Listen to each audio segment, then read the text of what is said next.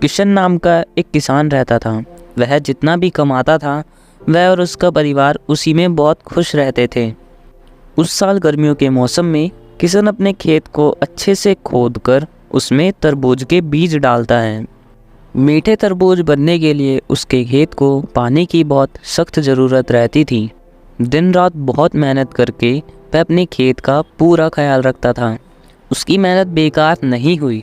बहुत जल्द ही उसकी मेहनत रंग लाई। 3 महीनों के अंदर ही तरबूज की खेती बहुत ही अच्छी हुई थी। रामू उन सारे तरबूजों को काटकर एक बंडी में डालकर होलसेल मार्केट जाकर सारे तरबूजों को बेच देता है। फिर घर वापस लौटते समय रास्ते में उसे बहुत प्यास लगने लगी। फिर वो एक जूस की दुकान के सामने जाकर रुकता है। फिर वह उस दुकानदार से पाइनएप्पल का जूस मांगता है। फिर वह दुकानदार 4 पाइनएप्पल के टुकड़े, थोड़ा सा बर्फ़ और थोड़ी सी शक्कर डालकर मिक्सी में चलाता है और रामू को 1 गिलास जूस बनाकर दे देता है। फिर प्यासा रामू उस जूस को झट से पी लेता है। फिर वो एक और गिलास जूस उससे मांगता है। उस दुकान वाले ने एक और गिलास जूस किशन को दिया था। फिर किशन उसको भी पी लेता है। फिर किशन दुकान वाले से पूछता है कितने पैसे हुए। दुकान वाले ने कहा 50 रुपये हुए हैं। क्या 50 रुपये? इसका मतलब 1 गिलास के 25 रुपये हुए हैं। अच्छा, तो फिर तरबूज का जूस कितने का मिलेगा? उस दुकानदार ने कहा था कि वो भी 25 रुपये ही मिलेगा। इस बात को सुनते ही किशन को झटका लगा था, क्योंकि उसके सारे तरबूज बेचने के बाद भी उसे मार्केट के दाम से भी कम पैसे मिले थे। बीज के बोने से लेकर फल की कटाई तक वह इतनी मेहनत करता है, लेकिन उसे इतना कम फ़ायदा मिलता है। ये सारी बातें सोचने लगा। फिर घर जाकर यह पूरी बात अपनी पत्नी को बताता है। अरे भाग्यवान, सुनती हो, हमें एक तरबूज के 50 रुपये भी नहीं मिलते हैं, लेकिन शहर में सिर्फ 4 टुकड़े डालकर जूस बनाकर 25 रुपये में बेच रहे हैं। एक तरबूज से करीब 10 गिलास जूस बनता होगा। इतनी मेहनत करने के बाद भी हमें आधा फ़ायदा भी नहीं मिल रहा है। ये बातें सुनकर उसकी पत्नी बोलती है कि हाँ, ये बातें तो सच है। शहर में एक तरबूज 100 रुपये में ख़रीदते हैं लोग।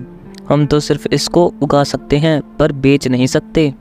उसका पति कहता है कि क्यों नहीं, कोशिश करेंगे तो ज़रूर बेच सकते हैं। रामू ने सिर्फ कहकर छोड़ नहीं दिया था। उस दिन से उसने कोशिश शुरू कर दी थी। कुछ काम वालों को भी उसने काम पर रख लिया था। उसके बगीचे के सारे तरबूज काट के वह मार्केट भेजकर बेचा करता था, जिससे उसको दुगना फ़ायदा मिलने लगा। इतना ही नहीं, फिर उसने शहर में एक जूस का सेंटर भी लगाया था। अपने ही दोस्तों से जो उसी की तरह फल बेचा करते हैं, उनसे भी होलसेल में ख़रीदता था।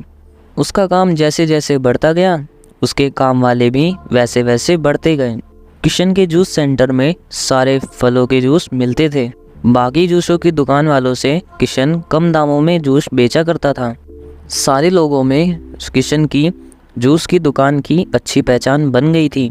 एक दिन किशन की दुकान पर एक आदमी जूस खरीदने आया था। वह थका हुआ था। वह 1 गिलास एप्पल का जूस मांगता है। अरे प्रशांत, तुम कितने दिन हो गए तुम्हें देखकर? रामू, क्या तुमने खेती बाड़ी छोड़ दी है जो ये जूस सेंटर लगाकर बैठे हो? फिर किशन कहता है कि अरे ऐसी बात नहीं है यार, खेत भी संभालता हूँ और ये भी कर लेता हूँ। कुछ लोगों को काम पर रख लिया है मैंने।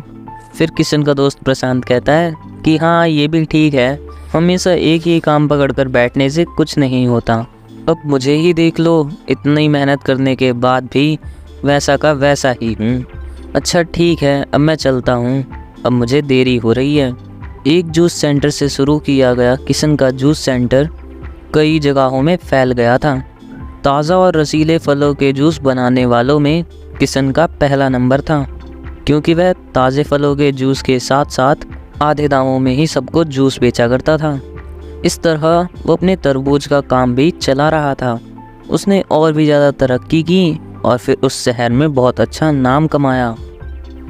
इस कहानी से हमें यह सीख मिलती है कि हमारे पास जो भी चीज़ है हमें उसका सही से इस्तेमाल करना चाहिए। तो दोस्तों, ये कहानी होती है यहीं पर ख़त्म। अगर आपको यह कहानी पसंद आई हो तो वीडियो को लाइक करें और चैनल को ज़रूर सब्सक्राइब करें। मिलते हैं अगली वीडियो में।